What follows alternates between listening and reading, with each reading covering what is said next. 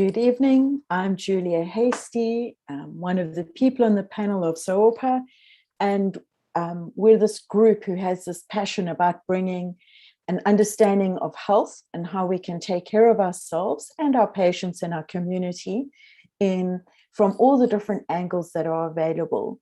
I started my career as a social worker working with children and families, and some time in preschool training, but I've really moved on to my passion, which is natural health care. And I think the general public will call it the heading of the body and mind connection. I think in recent years, a lot of people have realized that there is this sense that stress affects us all, but you couldn't put your finger on where is stress in your body, but you know that you feel it. Maybe you get headaches or a tension in your stomach or pain in your shoulders. And does that come from the mind? Does it come from the brain? Does it come from the body? So that's the area I'd like to speak about. And I know that this week we are focusing on the subject of obesity. And this is not a subject I will go to in a lot of depth in the treatment. I think our other experts are far better qualified to go into the detail of it. I think that there's an idea that obesity has somehow got to do with food. And obviously it must do so, or let's say food and nutrition. But somewhere between that food and this body, something happens to take it down this road where it becomes a life-threatening problem. And I think the problems of COVID have just emphasized, if we didn't know already, obesity is a very serious problem in this world. But before we focus on the obesity, I'd like to remind us again, we've been talking about the 5 senses for the last 4 weeks. This is our 5th week, and I'm going to bring in the sense of taste. And how does it connect with the mind, and how does it connect with the brain, and how can that affect our health? So we said when one is looking at one's patient or child or neighbor or at oneself, we'll first use the sense of sight to really have a good look at what is happening here. Is this person's color great? Are they touching something? Are they distracted? There's a lot of information that we as ordinary people can even pick up from looking at a person. Now, if we had to take that to obesity or even other eating problems, the eyes will tell us that information. And that gives us an understanding of where a person is at. If we're looking at a person who's struggling with obesity, I think we can fairly imagine that we're talking to a person with a body that is uncomfortable, never even what's happening in the mind. And let's be respectful. And if our own body is obese, then we need to be respectful of that there's a lot of pressure on this body and it's probably uncomfortable a lot of the time. And we're always working to take that knowledge in the brain into the heart. A person who's in discomfort all the time requires compassion from our heart brain and from the gut brain to tell us what is going on here. This person may have a struggle. I can't speak to the medical causes of obesity at all. I'm talking about the mind and the brain and the food. The second part we chatted about briefly is the sense of smell, and how the sense of smell is so very closely connected to our emotional brain and our memory brain. And we will circle back to that a bit later, but every single person, I'm sure, has had the experience of smelling something in the environment. I smelt it. I was walking in the Sprite yesterday and someone was cooking with garlic. And it just, for me, has this appetizing, rich smell.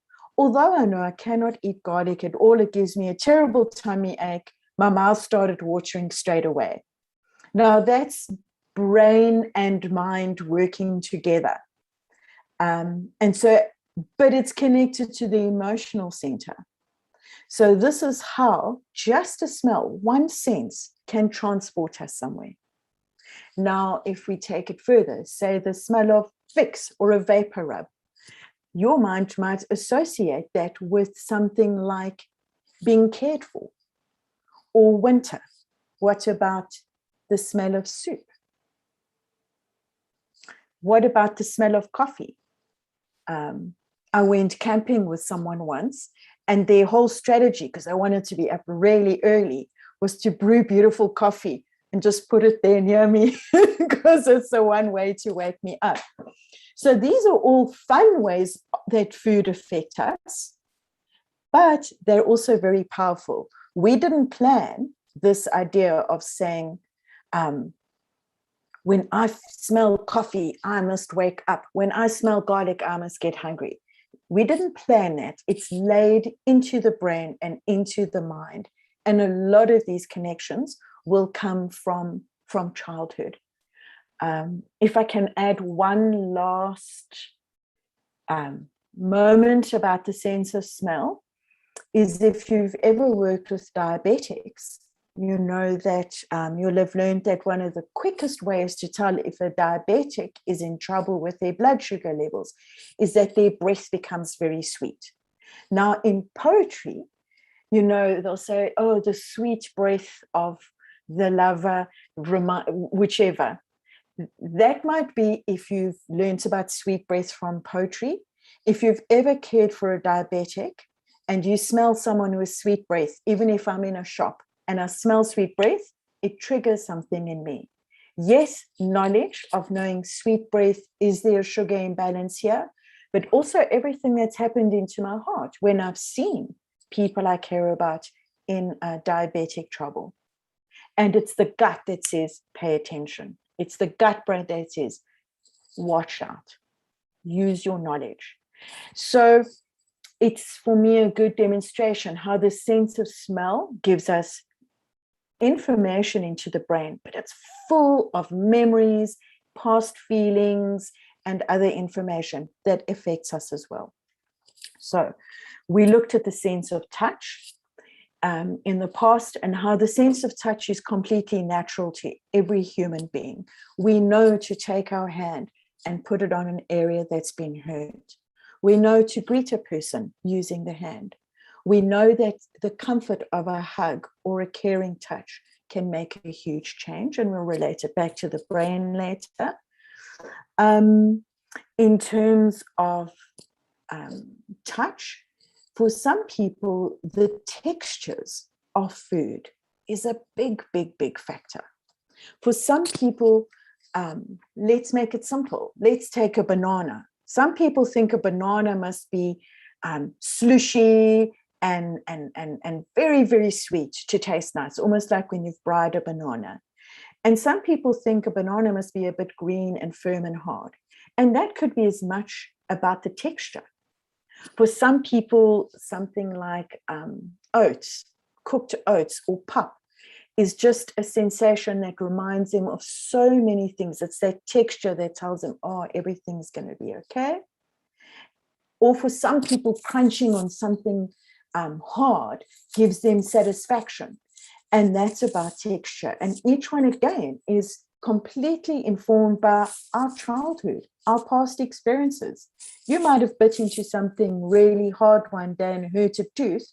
And every time you have something hard again, the mind does that.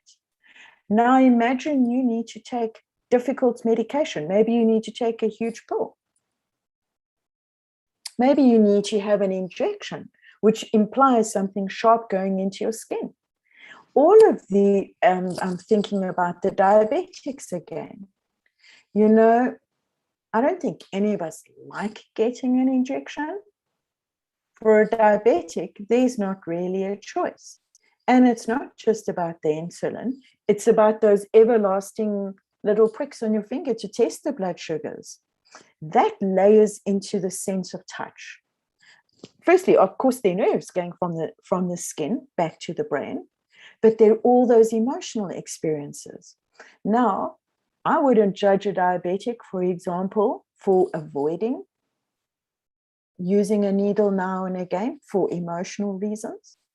I really wouldn't. That's where our heart brain needs to come to work is to work with a person who's got these sort of challenges and understand their sense of touch has a layering in, has a feeling of what it's like to be hurt by something sharp. And always we need to have compassion for people and how they got to where they are. I always laugh when my son was little, he said he'll vomit from patty pans. And then, you know, like good parents, we forced him one day to have patty pans and he really did vomit. And I'm sure he's not actually really allergic to patty pans, or maybe he's definitely never eaten one again. But that texture, that baby marrow pumpkin-y texture, was just something he couldn't tolerate. So it's something to work with. These things are not permanent. When we have a look at the brain now, we'll have a look and say, can we rewire this brain? Can we reintroduce it to different textures? It is, of course, completely impractical to only eat one kind of texture, to say, I hate hard things, I'll never eat a hard thing ever again. That can get us into a lot of health trouble. Or to say, only, you know, a lot of children these days only like soft, slushy things. Pasta, white bread, pap. I'll leave it to the experts to talk about what that does to one's health. But if the sense of taste is the problem, we need to work with that.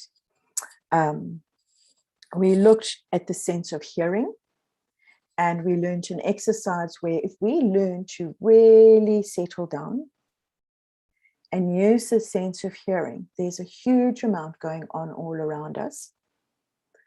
And it is a way of connecting to what is being said and to what is being told. And in the modern world, there's a lot of noise and there's a lot of information happening all the time. If you find as a person, you feel your sense of hearing is very easily overloaded, it's always worthwhile to start keeping record. I, for example, keep a record of these talks. I write out the name of the week and the date and all my ideas in preparation. There's no harm in that. And in terms of patients and learning about their health and how they're eating, a journal is a very useful way to take what is heard, write it down in the time so that it can be gone over later. So these are all different ways of using the senses to take us forward. So finally today is the sense of taste.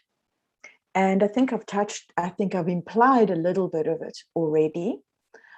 We may have, and I think we all have a lot of associations purely with taste. I think it's wired into many brains that sweetness means comfort.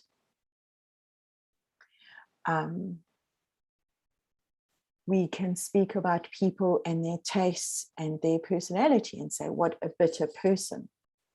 Or what about the sweetness? You know, this person has such a sweet disposition or a sweet way of working. So our sense of taste and the taste come in very, very strongly in how we experience the world. And maybe it's worthwhile having a look and saying, is there in this person or another person a drive towards a certain taste? Is this person always looking for something sweet?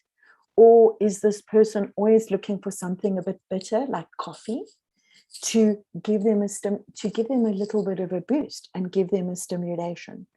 So that's how taste is a very big part of how we interact with the world around us. And perhaps using natural taste is one of the ways to address it. Using things like the taste of a real lemon, the taste of fresh mint, can start to acclimatize our senses of taste to have a more balanced approach. So that's even before we've touched any of the food on the plate. A person that's always craving saltiness, you know, is there something going on in the heart or the mind? And this association, what about the smell of popcorn? Who doesn't have 10 ideas come to mind with the smell of popcorn? I ate some popcorn now. Obviously, everybody knows you must put salt on popcorn. I put it on without even thinking, what would my taste like? Because that's how I grew up. That's what I know. And all of these are not a problem if we're healthy. I don't think the popcorn and salt I had this afternoon is going to affect my body one way or the other, except I might be a bit thirsty. But when we're starting to look at patients or ourselves who are very stressed, we need to be a little more honest and a little more disciplined in how we approach these things. The experts can tell you the effects of salt and sugar and so on food. But if it's coming from the sense of taste, let's start and have a look there. I just wanted to link it back a little bit to the brain. I'm going to share screen, and I think this brain is going to look good. So, without making it terribly complicated, I thought I'd share what the different areas of the brain, they don't really look like this. We're not so colorful in our brains, but it's useful to have the colors to just share out the different ideas. What we have, I'm going to start at the back. The occipital lobe is at the back of the skull, where your neck joins the head.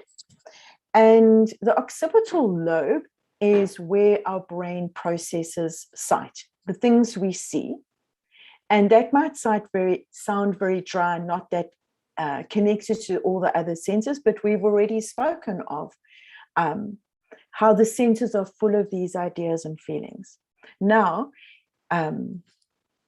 there might be a food that the patient finds absolutely hideous to look at, or a patient or ourselves who doesn't like a beautifully prepared meal with a nice plate, a knife and fork set out there, and food that's beautifully presented.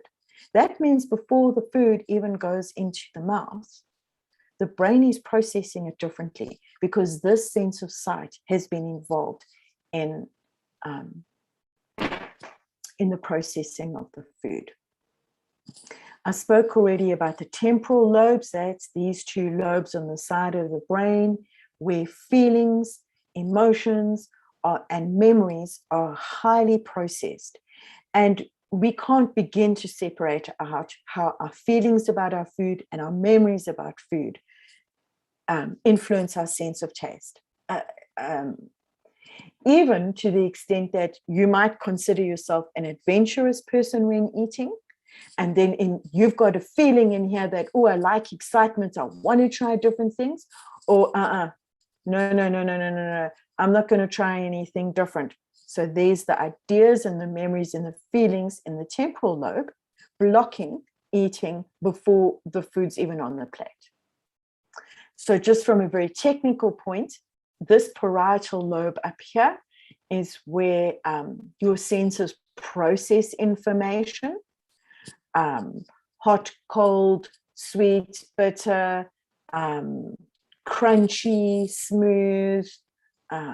We could do a survey now, who likes crunchy peanut butter, who likes smooth peanut butter. We'll probably get a 50-50. What about Bovril versus Marmite? All of that information comes through the parietal lobe. And the frontal lobe over here is a very, very interesting one. The frontal lobe is where we do our thinking. We do our higher order reasoning. Even a chicken has these other lobes. But the frontal lobe is what is special to humans. And the frontal lobe is what gives us the ability to reason and rationalize and think through these ideas that I've been speaking about. So even with a small child, you can say to them, I know this needle looks sharp. I know this pill looks big. I know that, let's take patty pans off the cards. I know that you think pumpkin is yucky, but it's good for you.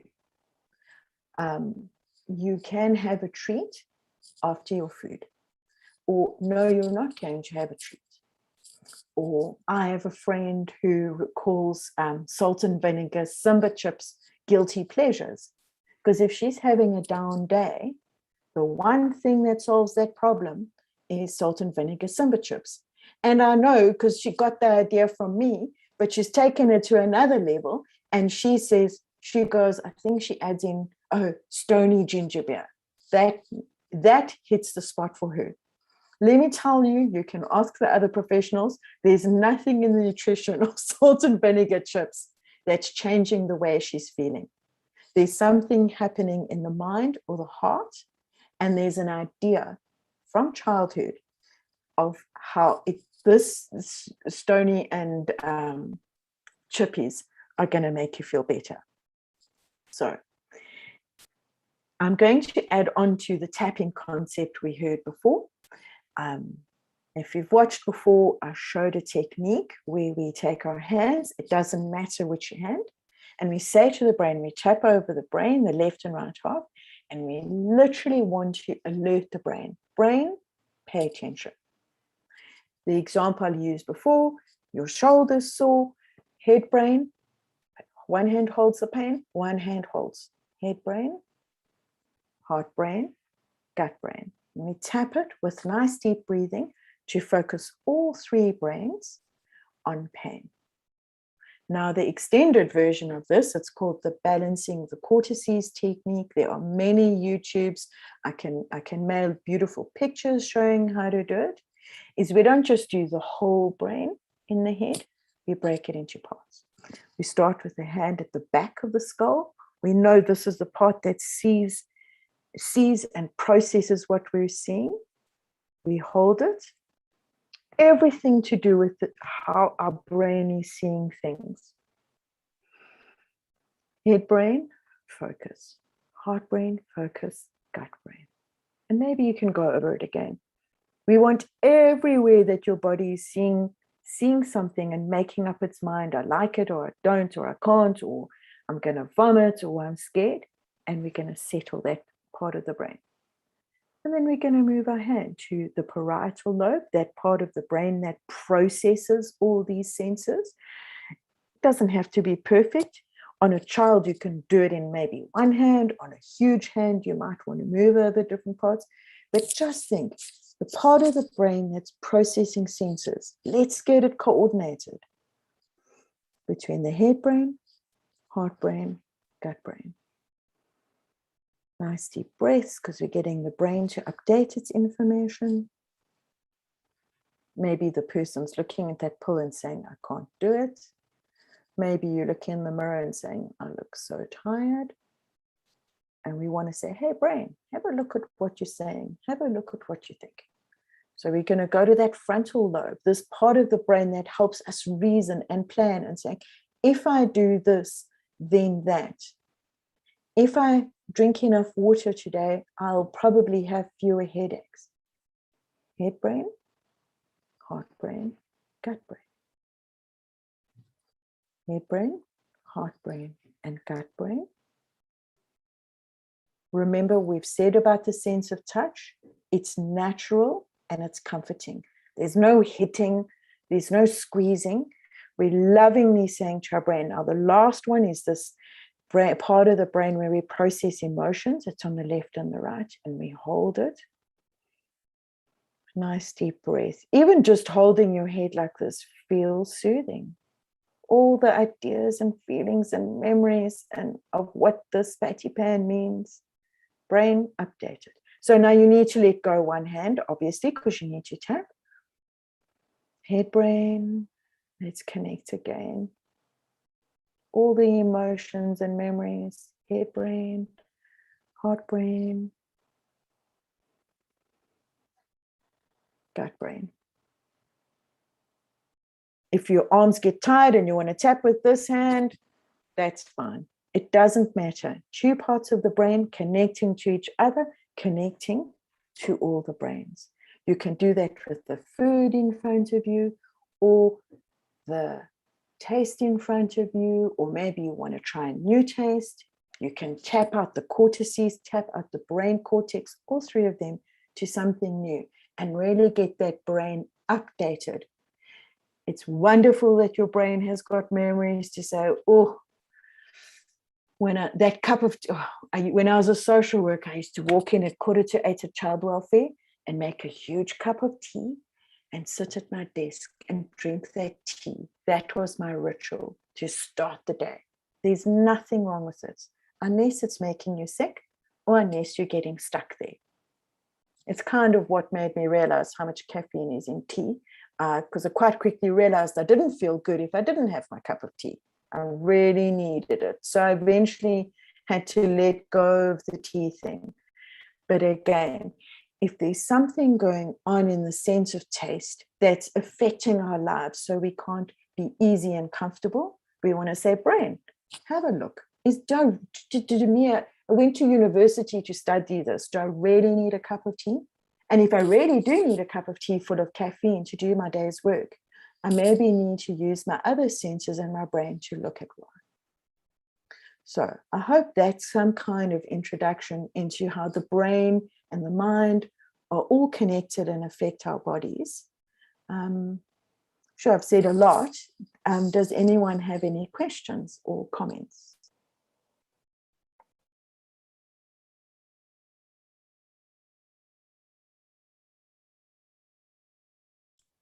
Okay, I'll say something.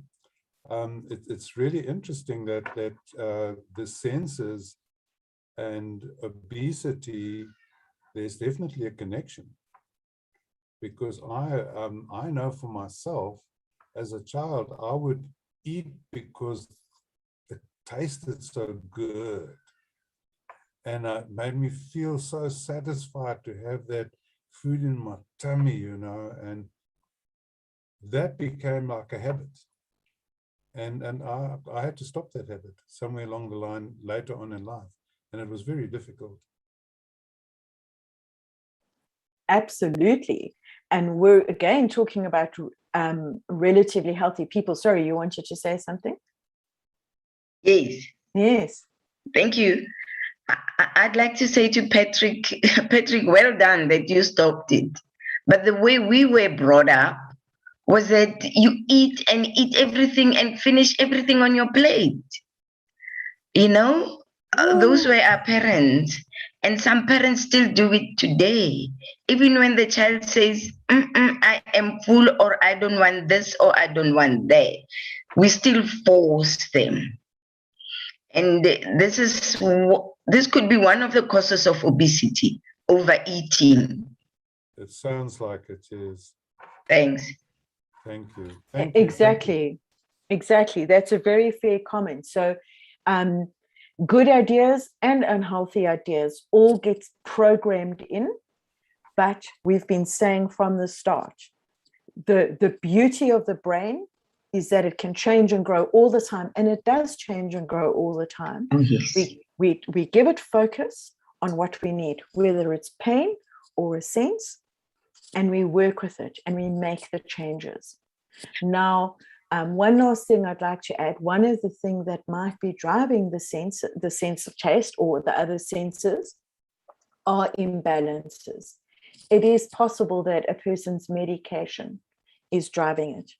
A person, if they have an imbalance in their gut, will have terrible cravings.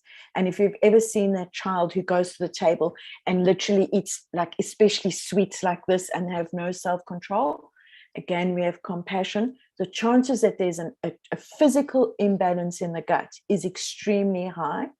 And all the amount of punishment in the world is not going to make a difference. They need medical care to treat the gut so that the cravings go away. Yes, there are cravings in the brain. That's where addiction comes in, but they come from the gut too.